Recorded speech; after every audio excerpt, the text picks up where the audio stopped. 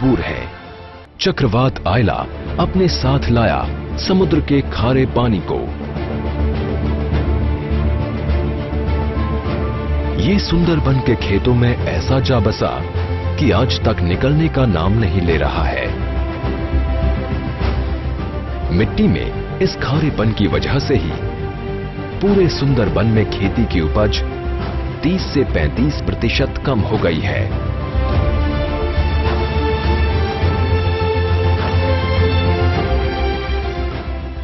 आयला होने को आगे जो चावल होता है उसमें ज्यादा होता है और उसका बाद कम होता है। कितना कम? वो 20 केजी 2 बोरी का कम आने जाने का हो गया। वो पहले पैदा होता था 77 केजी 1 बीघा में, अभी होता है 55। तो ये लोग वो तो हम लोग का समझ में नहीं आता है कैसे करके होता है क्या ना होता है। हम लोग का दवाई देता है, जो दवाई आगे लगाता है वही दवाई देता है, लेकिन होता नहीं है।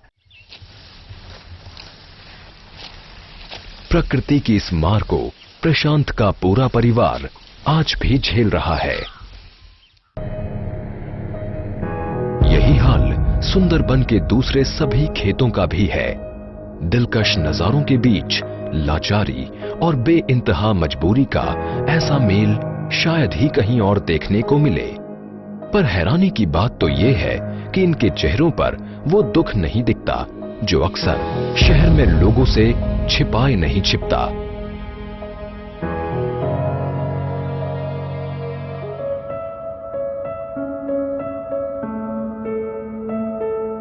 पशुपालन पर भी सुंदरबन के निवासी बहुत हद तक निर्भर हैं।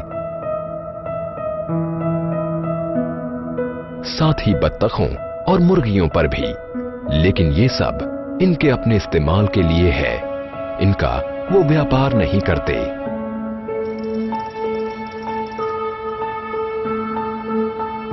राजेश शाह ऐसे शख्स हैं जो सुंदरबन से नजदीक से जुड़े हैं। यहाँ के लोगों की मानसिकता को वो बखूबी जानते हैं, जैसा कि वो बताते हैं। ये लोग जो है सर्वाइवर्स हैं और विशेष तरह के सर्वाइवर्स हैं। कई जगह में ऐसा होता है कि टेरेन डिफिकल्ट है, क्रॉप्स कई जगह में होता है कि क्रॉप्स उगाना डिफिकल्ट है, पर यहाँ पे जीना ही डिफिकल्ट है। यहाँ पे सिर्फ जीना ही समझ ले दुष्कारी है। आपका पूरा जीवन जो है वो टाइड और टाइगर के इर्द गिर्द घूमता है। तो कब नदी में ज्वार आ रहा है और कब भाट आ रहा है, उस पर आप डिसाइड करेंगे कि आपको कब काम पे जाना है, कैसे आप जाओगे, साइकिल लेके जाओगे नहीं जाओगे, पैदल जाओगे तो पानी नीचे होगा तो बोट पे नहीं चढ़ पाओगे। ये सारा चीज है तो डिफिकल्ट है बहुत। लाइफ जो है वो बहुत डिफिकल्ट है, पर ये सर्वाइवर्स है और बहुत जुझारू है ये तो, और ये बहुत कर्मठ है। सुंदरबन के लोगों का बाघों से पुराना रिश्ता है। भारत की दूसरी और जगहों के विपरीत यहाँ के बाघ अपनी बेहद आक्रामक प्रवृत्ति के लिए जाने जाते हैं।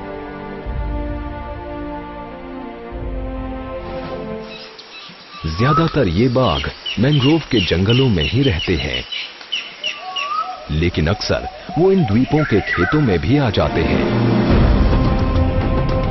और यहाँ खेतों में काम कर रहे लोगों से इनके टकराव की पूरी आशंका रहती है।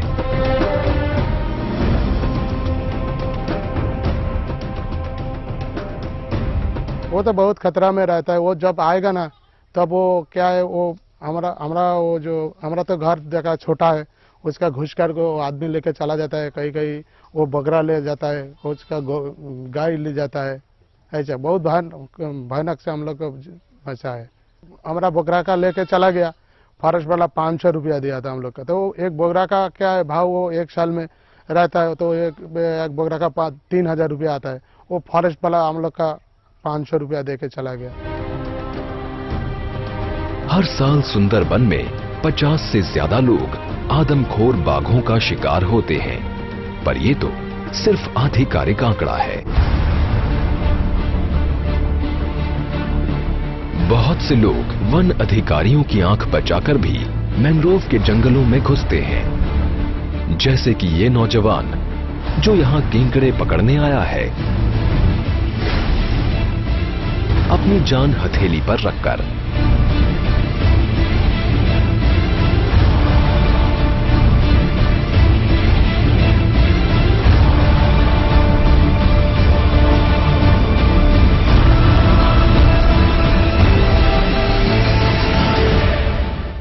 कम ही लोग आदमखोर बाघ के हमले से बच पाते हैं। इनमें से एक है भोवन बछाड़। 4 साल पहले मैंग्रोव के जंगल में गए थे, जब अचानक बाघ ने उन पर पीछे से हमला किया। मैं जंगल में लकड़ी काटने गया था। लकड़ी काटने के बाद मैं ऊपर उठा। कुल्हाड़ी का बाट टूट गया था। उसी अवस्था में मैं लकड़ी काट रहा था और बाट के बारे में सोच रहा था। उसी वक्त पीछे से बाघ आया और मुझ पर झपटा। जैसे ही वो आया, मैं जोर से चिल्लाया, माँ! उसने मुझ पर सीधा हमला कर दिया और मुझे पीछे फेंक दिया। मेरे हाथ में जो लकड़ी का टुकड़ा था, उसे मैंने बाघ के मुंह में घुसा दिया। हम दोनों घायल हुए। मेरे दांत, सर और पैर पर चोटें आई। उसके बाद बाघ वापस चला गया। मैं जब उठकर बैठा तो वो जा चुका था। कुछ देर के बाद मेरे लोग मुझे वापस ले गए।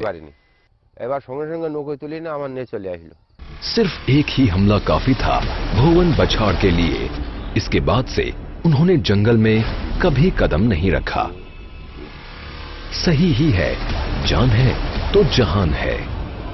बाघ का डर सुंदरबन के लोगों को मैंग्रोव के जंगलों से दूर रखता है और पेट की भूख उन्हें इन्हीं जंगलों में खींच कर ले आती है।